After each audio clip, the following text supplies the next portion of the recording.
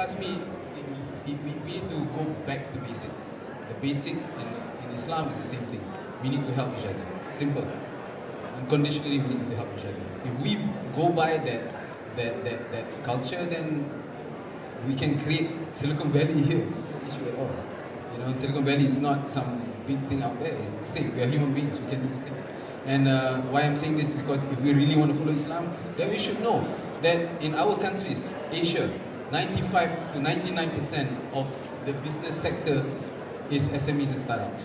So only a small number of, only a small percentage of businesses are big businesses. You need to say the concentration of wealth in these countries are very, very skewed to only a small number of big companies.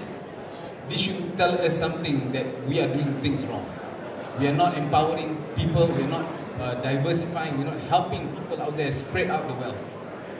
If we are talking about halal, let's start with that.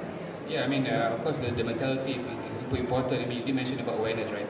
And to copy Silicon Valley, there's no way, no country in this world, anywhere, no way can emulate Silicon Valley, no way.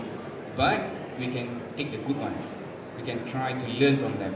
I mean, I was in Silicon Valley. I mean, obviously the community there, the startup community there, and how it works. For example, me, I look at Travis. I have an idea. Travis, hi. I mean, I have this idea of starting a new venture. I want to do a halal street bar, for example. You will respond to me, wow, that's very daring. How are you going to halalize a street bar? And we will have this conversation on and on over coffee, up to a point that you're not able to give comments to me. You would willingly tell Syahrul, I don't think I can help you further. Why don't you go and talk to Fazil?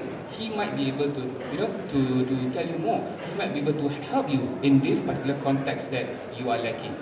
Or talk to Umar. So I would say the inclusivity, the openness of the Silicon Valley mindset. This is what my personal view is.